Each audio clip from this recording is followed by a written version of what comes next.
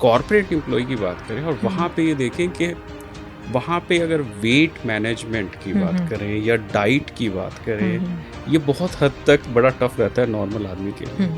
तो उसको आप किस नज़र से देखते हैं? कि हम लोग वेट को बहुत ज़्यादा इम्पोर्टेंस देते हैं, पर we all need to understand कि वेट कहाँ से आ रहा है, ये बड़ा सवाल है। तो अभी भी लोगों को यही लगता है कि जो शुगर है वो शुगर खाली या तो शुगर मतलब चीनी है, हाँ, उसी में है, या फिर जो आप मीठा खा रहे हैं उसी में। तो आपने बात बिल्कुल ठीक बोली कि हम लोग शायद इसको ध्यान नहीं देते हैं और ये सोचते हैं कि जो चीनी हमें। कॉर्पोरेट कल्चर में एक और चीज़ है कि नॉर्मली जो पार्टीज होती हैं ज़्यादातर लिकर सर्व होता है, और आज की डेट में भी क्या है ना कि 2 पैक लगाएंगे दिमाग एकदम शांत हो जाएगा, लेकिन it also having some effect on gut. बिल्कुल, अल्कोहल, सिगरेट्स, ये दोनों चीज़ें। तीसरी अल्ट्रा प्रोसेस्ड फूड। चौथा डिसरेगुलेटेड यूज ऑफ एंटीबायोटिक्स।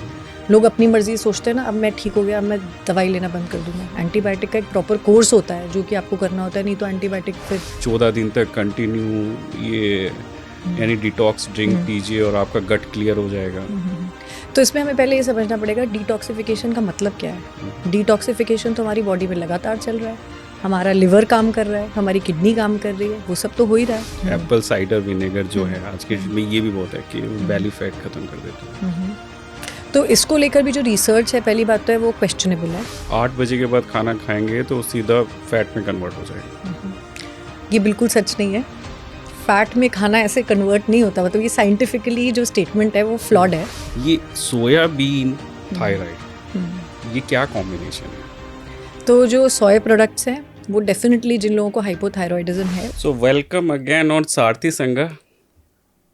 इस बार क्या है, यानी कभी कभी क्या लगता है ना कि हमें ये लगता है कि हम जितनी थोड़ी सी कॉम्प्लिकेटेड बातें करते हैं ना, थोड़ी उलझी हुई बातें, तो हम कोशिश करते हैं थोड़ा सुलझाने की।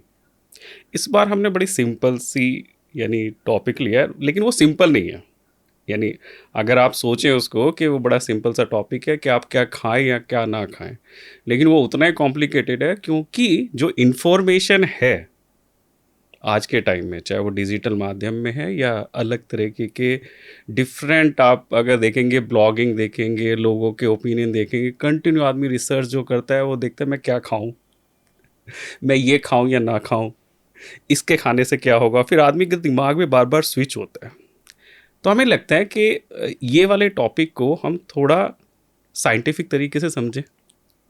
ये तो ठीक है, हाँ ठीक है, आंवला खाने से ये फ़ायदा होने वाला है, और अगर आप क्या कहते हैं सुबह सुबह थोड़े बादाम खाएं सोख करके ये फ़ायदा होने वाला है। लेकिन कुछ एक रिसर्च टॉपिक की तरीके से अगर देखें तो हमने कुछ टॉपिक को इस बार थोड़ा कोशिश करी है आपके लिए इस तरीके से लाने के लिए, ताकि वो आपको एक तो गाइडेंस भी दे और आपको हेल्प भी करे।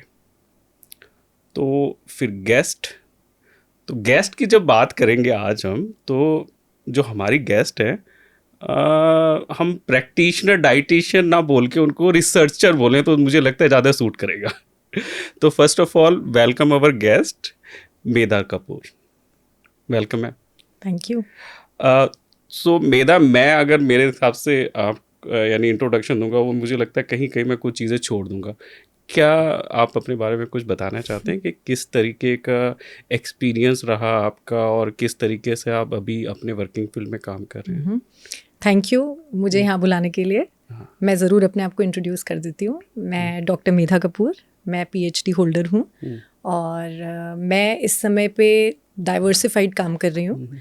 मैं अपना जो रिसर्च है उसको भी जारी रखा हुआ है, साथ में अभी मैं प्रैक्टिस करती हूँ लाइफस्टाइल मॉडिफिकेशंस के फील्ड में, जिसमें मेरी प्राइवेट प्रैक्टिस है, जिसमें हम dietary interventions for special populations, general populations, exercise and physical activity related guidance, stress management, काफ़ी फील्ड्स पे काम करते हैं, कुछ एज एन इंडिविजुअल, कुछ as a part of a bigger team और कोलैबोरेशंस में। और उसके अलावा मैं स्कूल्स, कॉलेजेस, कॉर्पोरेट्स, इन सब के लिए सेशंस करती रहती हूँ और जो कि इनके लिए रेलेवेंट होते हैं for better health and better lifestyle overall. क्योंकि जैसा कि आपने बोला कि अभी बहुत ज़्यादा मिस इन्फॉर्मेशन है और जहाँ सर्च करने लगे इतनी जानकारी हमारे पास है कि ये डिसर्न करना मुश्किल हो जाता है कि इसमें से क्या साइंटिफिकली एक्यूरेट है, क्या बस ऐसे ही कही हुई बात है जो प्रचलित हो गई है जिसके पीछे कोई साइंस नहीं है। तो I even think AI engine भी बहुत सारे होंगे कि आप जेमिनाई पे देखेंगे या चैट GPT पे देखें या किस पे देखें। और जो आपने सर्च इंजन्स की बात की, आपने आर्टिफिशियल इंटेलिजेंस की बात की, आई थिंक ये बहुत अच्छा टूल है, पर इसका एक डाउन साइड फिर ये है कि जैसे प्रॉम्प्ट्स हम दे रहे हैं वैसे हमें जवाब मिल रहे हैं ना, बिल्कुल, तो एक इंसान की खुद की subjective and objective assessment about things, एक निष्पक्ष जो दृष्टिकोण है, वो सारी चीज़ें इनमें मिस हो जाती है, क्योंकि हम जो प्रॉम्प्ट्स दे रहे हैं उसके हिसाब से हमें चीज़ें मिल रही हैं। नहीं, ये तो हम हर समय जब भी हम पॉडकास्ट करते हैं तो हम एक डिक्लेरेशन जरूर देते हैं कि अगर सपोज कीजिए कि आपको कोई इशू है, कोई परेशानी है, कोई दिक्कत है, तो आपको एक्सपर्ट के पास ही जाना चाहिए। बिल्कुल, आप पहले एक्सपर्ट से पूछे। इवन जो पॉडकास्ट, जैसे हम लोग जो पॉडकास्ट कर रहे हैं, ये भी एक इन्फॉर्मेशन बेसिस पे है। आपको अगर लगता है कि आपके दिमाग में कुछ डाउट है तो डेफिनेटली आपको एक्सपर्ट के पास जाना चाहिए और अपने डाउट्स को क्लियर करना चाहिए। लेकिन ये जो आपका इंस्टीट्यूट है, अगर इसके बारे में बताना चाहें, किस तरीके का सेटअप है आपका? सो हमारे सेटअप में बेसिकली हम लोगों के पास 2 तरह की पॉपुलेशंस आती हैं, अगर मैं वैसे डिवाइड करूं। एक ऐसे जो कि वैसे जिन्हें कोई मेटाबॉलिक डिसऑर्डर्स नहीं है, जो कि हेल्दी है अगर हम मेडिकली बोलें, बट वो अपनी फिटनेस को एंड वेल बीइंग को इम्प्रूव करना चाहते हैं। दूसरी ऐसी पॉपुलेशन होती है जो कि किसी ना किसी बीमारी से जूझ रही है, जैसे PCOD हो गया, हाइपोथायरॉयडिज्म हो गया, डिस्लिपिडीमिया हो गया, उनका आयरन लो है, या इस तरह की कोई एक क्लिनिकल कंडीशन जिसके अंदर की वो अपनी जो प्राइमरी जो उनका ट्रीटमेंट चल रहा है उसके साथ अपने लाइफस्टाइल पे भी काम करना चाहते हैं। क्योंकि अब ये अवेयरनेस सब में बहुत बढ़ चुकी है कि अगर आपको इस तरह की कोई मेटाबॉलिक डिसऑर्डर है तो उसका खाली दवाई ले लेना समाधान नहीं है। दवाइयाँ जो आपको लेनी है वो तो लेनी ही है, that is very important, but अगर आप साथ में अपना लाइफस्टाइल मॉडिफिकेशंस करते हैं तो ना सिर्फ आपको बेहतर रिजल्ट्स आएंगे, बल्कि एक अच्छे लाइफस्टाइल के साथ आप इस चीज़ को बहुत हद तक इंश्योर कर सकते हैं कि वो बीमारी वापस नहीं आएगी या हाँ अंडर चेक रहेगी। तो इसमें जब लाइफस्टाइल की बात करते हो तो सबसे बड़ी जो मुझे लगता है कि आज की डेट में सबसे बड़ी प्रॉब्लम नज़र आती है वो कॉर्पोरेट एम्प्लॉयज़ के लिए सबसे ज़्यादा है। लेट वर्किंग आवर है, डिफरेंट टाइप के एटमॉस्फेयर्स हैं, इतनी स्ट्रेस है, इतनी एंजाइटी है। इवन अगर आज की डेट में अगर आप देखेंगे ट्रैवल टाइम भी बहुत ज़्यादा है। 2 घंटे मॉर्निंग में, 2 घंटे इवनिंग में आपको ट्रैवल भी करना पड़ रहा है। तो अगर कॉर्पोरेट एम्प्लॉय की बात करें और वहाँ पे ये देखें कि वहाँ पे अगर वेट मैनेजमेंट की बात करें या डाइट की बात करें, ये बहुत हद तक बड़ा टफ रहता है नॉर्मल आदमी के लिए। तो उसको आप किस नज़र से देखते हैं?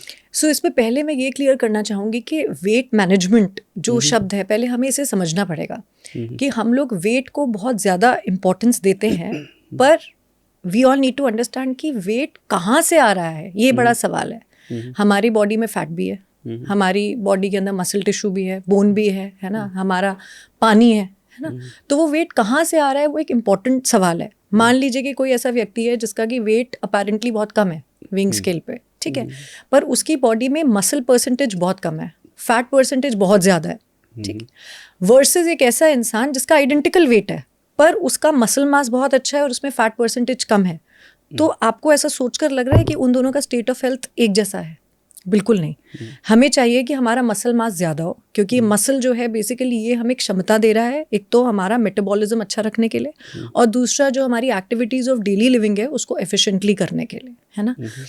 पर वहीं जो फैट है वो एक हद तक तो ज़रूरी है, एसेंशियल है, पर अगर वो उस हद से ज़्यादा हो तो वो बहुत सारे जो मेटाबॉलिक डिसऑर्डर्स हैं उनका कारण है ना। तो वेट मैनेजमेंट हम ना कहें, हम कहें कि हमें फिटनेस पर काम करना है, यानी कि हमें अपना मसल मास तो बढ़ाना है, पर हमें अपना फैट परसेंटेज जो है उसको अंडर चेक रखना है कि वो बीमारी वाले लेवल पे ना चला जाए, जितना एसेंशियल है उतना ही रहे। तो ये डेफिनेटली चैलेंजिंग है। जैसे कि आपने कॉर्पोरेट्स के बारे में बात करी, बिल्कुल डेस्क जॉब है, लॉन्ग वर्किंग आवर्स हैं, कई लोगों के केस में कम्यूट भी है जो बहुत टाइम ले जाता है। बट कॉर्पोरेट्स ही नहीं, I think at some level, चाहे वो बच्चे हों, चाहे वो कॉलेज स्टूडेंट्स हों, चाहे वो कोई भी हो, चाहे वो होम मेकर्स हों, ये चैलेंज आजकल सबके लिए बहुत ज़्यादा है। बिकॉज अभी हमारे पास एक ऑप्शन आ गया है जिससे कि हम चीज़ों को घर से कर सकते हैं टेक्नोलॉजी के माध्यम से। उसके बहुत बेनिफिट्स भी हैं, आप और मैं अभी बात कर रहे हैं, टेक्नोलॉजी की वजह से ही संभव है। बट इसके चलते हमारे जो लाइफस्टाइल्स हैं वो इनहेरेंटली सेडेंटरी हो गए हैं कि अगर मान लीजिए कि मुझे काम करना है या मुझे कोई ज्ञान अर्जित करना है, मान लीजिए मैं एक स्टूडेंट की बात करूँ, वो कोई एक क्राफ्ट सीखना चाहता है। पहले ज़रूरी था कि वो अपने घर से निकलेगा, जाएगा, सीखेगा, वापस आएगा। अब वो ऑनलाइन क्लास के माध्यम से भी उसे कर सकता है। सिमिलरली अगर मैं बात करूं खाना खाने की, तो हमारे पास ये ऑप्शन नहीं था कि मन में जो कुछ भी आए उसको ऑर्डर कर दिया और वो हमारे घर पे पहुंच गया, है ना, कुछ कष्ट करके हमें रेस्टोरेंट तक जाना पड़ता था। तो ये बड़े छोटे एग्जाम्पल्स है। सिमिलरली ग्रोसरी शॉपिंग के लिए पहले पूरा एक शेड्यूल बनता था, है ना, कि जो चीज़ें 1 महीने पहले स्टॉक होनी है इसके लिए अभी चक्कर लगाना है 10 दिन पहले वाले। तो फिजिकल एक्टिविटी टेलर हो गई है हम सबकी लाइफ से, चाहे हम कॉर्पोरेट जॉब्स में हैं, चाहे हम कुछ भी कर रहे हैं। तो ये एक बड़ा सवाल डेफिनेटली बन जाता है। और इसमें क्या होता है कि एक जो नॉर्मल फिनोमिनन है कि आप कुछ ना कुछ खाते रहें। अगर आप कॉर्पोरेट में देखेंगे तो कभी चाय आ रही है, कभी कॉफ़ी आ रही है, या कभी बिस्किट्स आ रहे हैं, कहीं स्नैक्स आ रहे हैं। और वहीं पे अगर हम लोग ये चीज़ को एज्यूम करें कि साथ में स्ट्रेस भी है, तो ये तो दोनों कॉम्बिनेशन बहुत हद तक फिर दोबारा से आपको वही इम्बैलेंस डाइट की तरफ लेके जाएगा। Absolutely. बिल्कुल। तो इसके लिए क्या कर सकते हैं अगर बाय द वे ऑफिस में, क्योंकि आप बहुत हद तक सोचेंगे तो स्ट्रेस की वजह से क्या होता है कि आदमी खाता भी है, और आपकी तो बुक भी आई थिंक। तो इसमें आदमी को क्या सजेशन देना चाहेंगे कि अगर सपोज कीजिए कोई आदमी का सेडेंट्री लाइफस्टाइल है और ऑफिस में भी बहुत सारी चीज़ें हैं, तो उनको डाइट में क्या मॉडिफिकेशन करना चाहिए, क्या सोचना चाहिए? तो ये सवाल जितना सिंपल लग रहा है उतना ही कॉम्प्लिकेटेड है, और इसलिए इसके जवाब के भी मल्टीपल लेयर्स हैं। तो पहली बात अगर हम करें स्ट्रेस के बारे में, तो stress, poor diet, sedentary lifestyle, ये सारी चीज़ें ही अल्टीमेटली एक साथ काम करके हमें बहुत सारे मेटाबॉलिक डिसऑर्डर्स की तरफ धकेलती हैं। ये बात बिल्कुल ठीक है। अब बात आती है कि अगर कोई जना ऐसे लॉन्ग वर्किंग आवर्स हैं जिसके अंदर कि आपको बैठे रहना है, तो क्या कर सकता है? तो इसके लिए हमें एक्सरसाइज और फिजिकल एक्टिविटी को ना ऑल एंड नन फिनोमिना बनाने के माइंडसेट से बाहर आना पड़ेगा। फॉर एग्जाम्पल कि मैं ये सोचूं कि भाई अगर मैंने बाहर जाके 1 घंटे ब्रिस्क वॉक नहीं की या मैं जिम नहीं गया तो वो दिन तो फिजिकल एक्टिविटी या एक्सरसाइज के पर्सपेक्टिव से जीरो हो गया मेरे लिए। इस सोच से बाहर निकलना पड़ेगा और हमें अपॉर्चुनिटीज ढूंढनी पड़ेंगी कि हम कब कैसे फिजिकल एक्टिविटी कर सकते हैं या एक्सरसाइज कर सकते हैं। फिजिकल एक्टिविटी और एक्सरसाइज जो है वो भी 2 डिफरेंट चीज़ें हैं जिन्हें कि हमें कंफ्यूज नहीं करना है। पहले मैं फिजिकल एक्टिविटी के बारे में बात करती हूँ। तो हम यदि बहुत लंबा समय ना भी निकाल पाएँ फिजिकली एक्टिव रहने के लिए, तो हम छोटी छोटी चीज़ें कर सकते हैं जिनके लिए हमें कोई नहीं रोक सकता। मान लीजिए कि हम अपने डेस्क पे, अपने चेयर पे बैठ के डेस्क पे काम कर रहे हैं, we can stand and do our work. वो ऑप्शन हमारे लिए हमेशा है। यदि हम कोई एक ऐसा मीटिंग कर रहे हैं जो कि ओवर टेलीफोन हो रहा है, वो हम चलते चलते कर सकते हैं, नोबडी स्टॉपिंग अस। अगर मान लीजिए कि हमें लंच के लिए एक निर्धारित समय मिला है, तो उसमें हम लोग अपना लंच करने के पहले या बाद में थोड़ा समय निकाल के वॉक कर सकते हैं। जब हम अपनी गाड़ी लेकर के आते हैं ऑफिस, तो जहाँ यूजुअली पार्क करते हैं उससे दूर कर सकते हैं कि थोड़ा चल लें। इसी तरह से अगर हमारे पास लिफ्ट और सीढ़ी के बीच में ऑप्शन है तो हम सीढ़ियाँ चूज़ कर सकते हैं। तो मुझे लगता है कि ऐसे बहुत सारे छोटे छोटे विंडोज़ होते हैं हमारे पास एक पूरे दिन में, जहाँ पे कि हम चूज़ कर रहे होते हैं कि फिजिकल एक्टिविटी को हम प्रायोरिटाइज कर रहे हैं या नहीं, है ना। तो वो परिस्थिति से ज़्यादा माइंडसेट के बारे में है। तो एक तो हमें अपना माइंडसेट जो है उसको ऑल्टर करना पड़ेगा। दूसरी बात आपने बोली कि पूरे दिन कुछ ना कुछ खाते रहना, तो इसमें भी again it is a matter of choice. मैं मानती हूँ कि हमारे आसपास स्टिम्युलेशन बहुत ज़्यादा है, बोलते भी हैं आजकल का जो एनवायरनमेंट है वो ओबीसोजेनिक है। ठीक है, आपके आसपास ऐसे इतने स्टिमुलाई हैं जो कि आपको ल्योर कर रहे हैं into opting junk food. But again अगर आप प्रॉपर प्लानिंग करते हैं तो उस केस में इसे भी कॉम्बैट किया जा सकता है। मान लीजिए कि मैं अपने घर से ऐसे निकली हूँ कि मेरे पास अपने स्नैक्स के लिए कोई बैकअप नहीं है और मुझे मेरे वर्क प्लेस के ऊपर फिर चिप्स दिखते हैं या समोसा दिखता है, भूख लगी है, मैं खाऊंगी।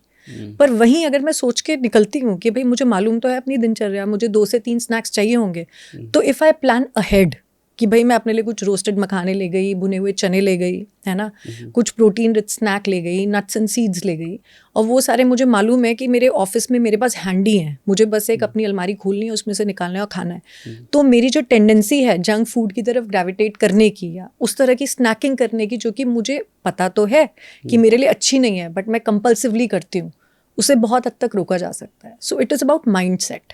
शुरुआत वहीं से होती है। नहीं, इसमें क्या है ना, जो बेसिकली हम लोग तो कॉर्पोरेट में काम करते हैं, तो एक बहुत अच्छी चीज़ सुनने में आती है और वो कॉन्ट्रडिक्शन आई थिंक अभी तक क्लियर नहीं है।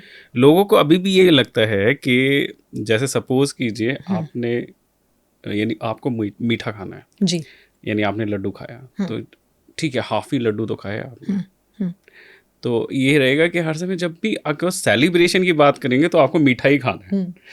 तो किसी ने बुला लिया आपको तो केक कट गया, तब भी मीठा खा लिया। लेकिन आदमी को ये लगता है कि जो मीठा है यानी जो ग्लूकोज है वो खाली मीठे में ही है। मतलब जब आप मीठा खा रहे हैं, चीनी खा रहे हैं या फिर कुछ खा रहे हैं, उसी में है, उसके अलावा उसके सोर्सेज नहीं है। जबकि कार्ब्स के सोर्सेज तो और भी हैं, बहुत सारी चीज़ें। तो अब जब लोगों को ये लगता है कि हाँ ठीक है, मैंने सुबह से लेके शाम तक कितना मीठा खाया, तो उसके साथ में इम्बैलेंस डाइट भी है। तो अभी भी लोगों को यही लगता है कि जो शुगर है वो शुगर खाली या तो शुगर मतलब तो चीनी है, हाँ। उसी में है, या फिर जो आप मीठा खा रहे हैं उसी में। उसको थोड़ा क्लियर अगर कर पाए कि नॉर्मली ग्लूकोज के सोर्सेज तो और भी है जो हम सुबह से लेके शाम तक खा रहे हैं। राइट। तो आपने बात बिल्कुल ठीक बोली कि हम लोग शायद इसको ध्यान नहीं देते हैं और ये सोचते हैं कि जो चीनी हमें दिख रही है अपने सामने और हमने चम्मच से चाय में डाली है वही चीनी है।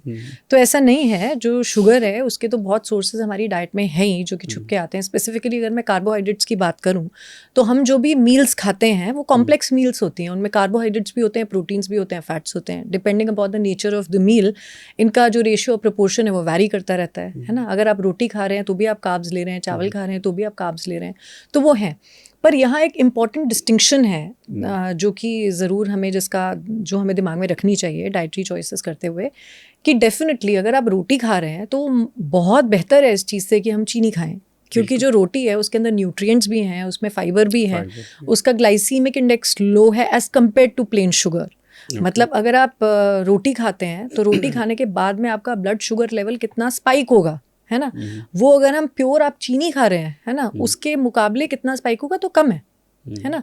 तो अल्टीमेटली बात ये नहीं है कि कार्बोहाइड्रेट्स हैं या नहीं है, हमें ये देखना पड़ेगा कि कार्बोहाइड्रेट्स की नेचर क्या है, जो कार्बोहाइड्रेट का सोर्स है उसके अंदर बाकी न्यूट्रिएंट डेंसिटी कैसी है, उसमें फाइबर है या नहीं, है ना। तो ये बहुत सारी चीज़ें हैं जो कि हमें फैक्टर इन करनी पड़ेंगी। So carbohydrates from one source, carbohydrates from another source, है ना, इनको हमें कंपेयर करना पड़ेगा कि कार्बोहाइड्रेट के अलावा और क्या क्या साथ में आ रहा है टू मेक अ डिसीजन कि हमें क्या खाना है। मिलेट के अलग अलग सोचेंगे तो अब क्या हो गया कि पूरी डाइट जो है, जो नॉर्मली पैटर्न है, वो सब लोग मिलेट पे शिफ्ट कर रहे हैं। लेकिन बहुत हद तक बहुत सारे लोगों को वो भी प्रॉब्लम है कॉर्पोरेट्स में, जैसे बहुत सारे लोगों को हार्ट ट्रबल्स हैं या फिर डाइजेशन का इशू सब है। तो वहाँ पे मिलेट किस तरीके से काम करते हैं? सो इसका भी मैं आपको जो जवाब दूंगी वो ग्रे है कि मिलेट्स बहुत अच्छे हैं, इसमें कोई शक नहीं है। उनकी न्यूट्रिएंट डेंसिटी अच्छी है, फाइबर अच्छा है, ग्लाइसीमिक इंडेक्स जो है वो भी ऐसा है जो कि हमारी हेल्थ को सूट करेगा अगर हमें डायबिटीज़ है, कोई और मेटाबॉलिक कंसर्न है। But having said that, again mindset ये होता है कि हमें लगता है कि एक मैजिक बुलेट है जो कि हमारे लिए सब कुछ सॉल्व कर देगी, कि हमें लगता है कि अपनी डाइट हम वैसी ही रखें, स्ट्रेस मैनेज ना करें, एक्सरसाइज ना करें, फिजिकल एक्टिविटी ना करें, बस मैं जो है वो गेहूं की रोटी की जगह मिलेट खा लूँगी तो मेरी सारी प्रॉब्लम सॉल्व हो जाएंगी। द थिंग इज़ कि ये एक अच्छी इंटरवेंशन है, ये एक अच्छा रिप्लेसमेंट है रोटी के लिए, बट क्या यही करने से पूरा गेम चेंज हो जाएगा? वो नहीं होगा। और दूसरी चीज़ कि हमें एक्सट्रीम में भी नहीं जाना है। ये बहुत अच्छी बात है कि हम मिलेट्स को अपनी डाइट में इनकॉर्पोरेट करें, बट इसका ये मतलब नहीं है कि हमें रोटी से बिल्कुल फोबिया ही हो जाए। सो एक तो एक चीज़ सारी प्रॉब्लम सॉल्व नहीं करेगी और एक चीज़ की जो प्रेजेंस है वो पूरा गेम भी नहीं बिगाड़ेगी। ये ओवर इम्पोर्टेंस देना हो गया किसी चीज़ को। तो अगर कॉर्पोरेट आदमी के लिए आप सजेस्ट करना चाहें कि उसको कुछ 5 चीज़ें इस तरीके से सजेस्ट करें जो डाइट में वो इंक्लूड करे तो उससे उसको हेल्प मिले, और अगर एक्सरसाइज है तो उसमें किस तरीके का पैटर्न ले, किस तरीके से आप उनको एडवाइस देना चाहते हैं अगर हम इस पूरे टॉपिक के बारे में सोचें? तो अगर मैं इसको होलिस्टिकली सोचूं तो मैं कहूँगी कि इसके जो 4 स्तंभ हैं हमारे अच्छे लाइफस्टाइल के, diet, exercise, sleep and stress, इन सारी चीज़ों के ऊपर जो है वो वर्क करना पड़ेगा एक साथ। ये वही हो गई गाड़ी के 4 पहिए, चारों चाहिए तभी गाड़ी ठीक से चलेगी, है ना। अब इसमें जो आपका स्ट्रेस मैनेजमेंट की अगर मैं बात करूं तो वो डिपेंड करता है कि अगर कोई क्लिनिकल कंडीशन है किसी को तो ऑफकोर्स उसको साइकोलॉजिस्ट, साइकाइट्रिस्ट, उन सबको कंसल्ट करना पड़ेगा। बट नॉर्मल कोर्स में अगर आपको लगता है कि आप वैसे ठीक हैं, आपको कोई व्हाट डू आई से कोई क्लिनिकल कंडीशन नहीं है, बट वैसे आप अपना स्ट्रेस मैनेज करना चाहते हैं, तो उसके लिए भी बहुत ज़रूरी है कि आप माइंडफुलनेस, योग, सोशली लोगों से कनेक्टेड रहना, अपनी वेलबींग को इंश्योर करना, इस सब के लिए स्टेप्स लें। और इसमें भी ये नहीं होता कि आपने इसको एजेंडा ही बना लिया कि आप दिन में 3-3 घंटे इस पे लगे हुए हैं कि भाई मुझे अपनी वेलबींग की ऑप्टिमाइजेशन करनी है, क्योंकि ये चीज़ें बैकफायर करती हैं। हमारे पास 24 ही घंटे हैं और उसके अंदर हर एक काम के लिए जो टाइम का एलोकेशन है वो सेंसिबल एंड सस्टेनेबल होना पड़ेगा। अगर मैंने आज सोचा कि भैया मुझे शौक चढ़ गया, मुझे अपनी मेंटल हेल्थ बहुत इंप्रूव करनी है, और मैंने 3-3 घंटे उसको डिवोट करने शुरू कर दिए, तो कोई और एस्पेक्ट है मेरी लाइफ का जो कि निगलेक्ट हो जाएगा और अल्टीमेटली वो सस्टेन नहीं होगा, एक इम्बैलेंस क्रिएट होगा, मुझे इसे छोड़ना ही पड़ेगा। तो जो करें आप सस्टेनेबल करें, है ना, कि आप एक ऐसा एलोकेशन करें कि ठीक है मैंने इस गोल को 30 मिनट दे दिए अपने दिन के, मैं कंसिस्टेंट रहूँगा, हर दिन इसको करूँगा, ड्यूरेशन के बारे में ओवरबोर्ड ना जाएं, है ना। इसी तरह से अगर मैं आपसे स्लीप के बारे में बात करूं तो कुछ जनरल स्लीप हाइजीन के प्रैक्टिसेस होते हैं जो कि हम सबको बहुत रिसोर्सेज उसके लिए मिल सकते हैं, पढ़ें, है ना। सो क्लिनिकल लेवल पे नहीं है तो एटलीस्ट उसको पढ़ के प्रायोरिटाइज करें। रही बात आपकी एक्सरसाइज की, तो उसमें डिस्टिंक्शन है, एक्सरसाइज और फिजिकल एक्टिविटी ये दो अलग चीज़ें हैं। फिजिकल एक्टिविटी वो है जो कि हम अपने ऐसे पेस पे करते हैं जहाँ हेल्थ गोल्स हमारे दिमाग में नहीं होते। मान लीजिए अगर मैं एक पानी का ग्लास लेने के लिए गई, मैंने मूव किया, मूवमेंट हुई, पर उस वक्त मेरे दिमाग में गोल ये था कि मुझे पानी पीना है, गोल ये नहीं था कि मुझे अपनी हेल्थ अच्छी करनी है। तो यूजुअली फिजिकल एक्टिविटी वो होती है जो हम रोज़मर्रा में अपनी लाइफ को ठीक रूप से चलाने के लिए एम्प्लॉय करते हैं। मैं गाड़ी में बैठने के लिए गई, मैंने गाड़ी तक वॉक किया, मैंने कपड़े धोए, मैंने अपने बर्तन जाकर सिंक में रखे, तो ये सारी फिजिकल एक्टिविटी हो गई, है ना। तो इसको हम इंटेंशनली इनकॉर्पोरेट करना भी बहुत ज़्यादा ज़रूरी है। एक्सरसाइज जो है वो यूजुअली की जाती है with an intention of health gains, और एक्सरसाइज का नेचर जो है वो रेपिटेटिव होता है ना, कि हम एक ही चीज़ को बार बार कर रहे हैं एक सेट पैटर्न से, वो इंटेंशनल होती है, वो ज़्यादा इंटेंस होती है ना। तो अगर हम ये सोचें कि हम खाली एक्सरसाइज करेंगे दिन में 1 घंटे और पूरे दिन बैठे रहेंगे, तो भी वो आइडियल नहीं है। अगर हम सोचेंगे कि मैं पूरे दिन भर चलता फिरता रहता हूँ, ये मैं बहुत सारी चीज़ सुनती हूँ होम मेकर्स से, जिनको मैं इसके अगेंस्ट काउंसिल भी करती हूँ, कि वो कहते हैं ना हम पूरे दिन तो घर में भागते दौड़ते रहते हैं, तो फिर हम एक्सरसाइज करके क्या करेंगे। तो बात ये है कि जो फिजिकल एक्टिविटी है वो बहुत ज़रूरी है, बट उसको करने से आप एक्सरसाइज से बचते नहीं हैं, क्योंकि एक्सरसाइज के टाइम के ऊपर आप जो डिफरेंट चीज़ें करेंगे, वेट बियरिंग एक्सरसाइजेस करेंगे, स्ट्रेचिंग करेंगे या कार्डियो एक्सरसाइजेस करेंगे जिससे आपका हार्ट रेट बहुत बढ़ेगा, वो एक लेजर पेस पे फिजिकल एक्टिविटी करके अचीव होने वाली नहीं है, और उसके बेनिफिट्स अपनी जगह हैं। इसी तरीके से अगर आप 1 घंटे एक्सरसाइज कर रहे हो, बाकी पूरे दिन बैठे हैं, तो भी आपका जो कार्डियोवैस्कुलर सिस्टम है उस पर स्ट्रेन आएगा, है ना, आपके जॉइंट स्टिफ हो सकते हैं, आपका मेटाबॉलिज्म स्लो हो सकता है। तो दोनों को ही आप साथ लेकर के चलें। ऐसे ना सोचें कि फिजिकल एक्टिविटी आपको एक्सरसाइज से माफ़ी दे रही है एंड वाइस वर्सा, दोनों की अपनी इंपॉर्टेंस है, इस बात को आप ध्यान में रखें। इसमें मोस्ट इम्पॉर्टेंट थिंग वही कि गोइंग ऑल इन, कि मतलब उसको बिल्कुल मिशन बना लिया लाइफ का, 2-3 घंटे लगे हैं, वो सस्टेनेबल नहीं है। ऐसी प्रैक्टिसेस रखें जो कि सस्टेनेबल हैं। And the most important thing जो कि आजकल मैं अपनी प्रैक्टिस में भी देखती हूँ, लोग नहीं समझते, बट उसको समझना बहुत इंपॉर्टेंट है। अगर आप सोच रहे हैं कि आप जिम जाएंगे, बहुत सारे वेट्स उठाएंगे और आपकी सारी समस्याएं सॉल्व हो जाएंगी, तो ऐसा नहीं है। अगर आप वर्कआउट कर रहे हैं, बहुत इंटेंस वर्कआउट कर रहे हैं, तो ये बहुत इंपॉर्टेंट है कि आप सोएं, क्योंकि सोते समय ही आपकी बॉडी में रिकवरी हो रही है, और वो रिकवरी ही अलाउ करेगी आपको मसल बिल्डिंग और हेल्थ गेन्स। इसी तरह से अगर आप बहुत ज़्यादा एक्सरसाइज कर रहे हैं और आपकी डाइट जो है वो न्यूट्रिशनली एडिक्वेट नहीं है to support that exercise, in that case also आपके और बीमार पड़ने के चांसेस हो जाएंगे। आप अगर एक पैटर्न फॉलो नहीं कर रहे हैं अपनी एक्सरसाइज प्रोग्रेशन का, और फास्ट गेन्स के लिए बहुत ज़्यादा अपनी बॉडी को टॉर्चर कर रहे हैं, तो वो ओवर ट्रेनिंग सिंड्रोम भी आपको बीमार कर सकता है। तो एक्सरसाइज करना एक अच्छी चीज़ है, बट उसको ओवरडू करना, ज़्यादा इंटेंसिटी पे करना, बिना रेस्ट, बिना न्यूट्रिशन, बिना स्लीप के करना कैन बैकफायर। तो एक अच्छी चीज़ को भी ढंग से किया जाए। यही मैं न्यूट्रिशन के कॉन्टेक्स्ट में बोलूँगी कि अभी बज़वर्ड बन गया प्रोटीन, प्रोटीन प्रोटीन प्रोटीन। लोगों को लगता है कार्ब्स भी बेकार है, फैट्स भी बेकार है। ऐसा नहीं है, तीनों की अपनी अपनी इंपॉर्टेंस है। अगर आप कार्बोहाइड्रेट्स लेंगे ही नहीं, आपकी डाइट में कार्बोहाइड्रेट्स है ही नहीं, बहुत ज़्यादा कम है, तो उस केस के अंदर भी आपकी जो वर्कआउट्स हैं वो ठीक से फ्यूल ही नहीं हो पाएंगे, आपकी परफॉर्मेंस भी उससे अफेक्ट होगी, आपका मसल मास भी उससे डिटीरियोरेट होगा। सो तीनों की इंपॉर्टेंस है। मुझे लगा कि आई थिंक ये चीज़ थोड़ा जो कॉर्पोरेट एम्प्लॉयज़ हैं उनको देखना चाहिए, समझना चाहिए कि और जो कोर है दैट इज़ माइंडफुलनेस, कि अगर आप जो भी काम कर रहे हो उसमें थोड़ा माइंडफुल तरीके से अगर आप सोचेंगे, चाहे खा रहे हैं तो उसके बारे में सोचें आप क्यों खा रहे हैं, या फिर आप जो भी एक्सरसाइज कर रहे हैं या जो भी अपनी एक्टिविटीज़ कर रहे हैं, अगर उसमें थोड़ा भी ओपन माइंडेड रहेंगे या माइंडफुल रहेंगे, that will also help. Absolutely, coupled with scientific information. मतलब अभी इतनी सारी इन्फॉर्मेशन हमारे पास अवेलेबल है, हम कहीं पे भी कुछ सर्च करने लगते हैं, आपको 10 आर्टिकल मिल जाएंगे, 100 इन्फ्लुएंसर मिल जाएंगे एक टॉपिक के बारे में बात करते हुए. तो आप इस चीज़ का ध्यान रखें कि जो भी आप इन्फॉर्मेशन ले रहे हैं वो किस सोर्स से आ रही है. अगर किसी एक इंसान को बोलते हुए सुन रहे हैं, उसके एकेडमिक प्रोफेशनल क्रेडेंशियल्स क्या हैं, है ना. वो इंसान वहाँ पे बैठ के सिर्फ रील्स बना रहा है with no degrees, with no knowledge, with no expertise. So you have to first check the credentials कि आप जिस इंसान की बात सुन रहे हैं उसकी बात क्रेडिबल है भी या नहीं है. दूसरी चीज़, अगर आप कोई एक आर्टिकल पढ़ रहे हैं वो किसने लिखा है ना, उसकी क्रेडेंशियल्स क्या है.